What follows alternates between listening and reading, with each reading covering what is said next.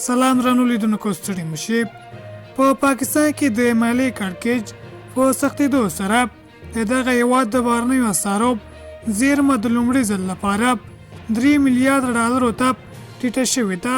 د اکسپریس پرون راپور ورکړی چې د پاکستان اسعارو زیرمه په وروستیو 9 کلونو کې تر ټولو ټیټې کچې ته رسېدلې ده. د پاکستان دولتي بانک په خپل وروستي اونیز راپور کې اعلان کړی چې د دغه هېواد د اسعارو زیرمه د بهرنیو پورونو ورکړې له امله 2.2 میلیارډ ډالرو ته رسېدلې ده. د دغه مقدار پیسې د پاکستان 2 اونیو واردات تضمینوي. په ورته وخت کې د پاکستان اوس مهال د 4.5 میلیارډ ډالرو پور پر سر د پیسو نړیوال صندوق سره پر مذاکراتو بوخت دی.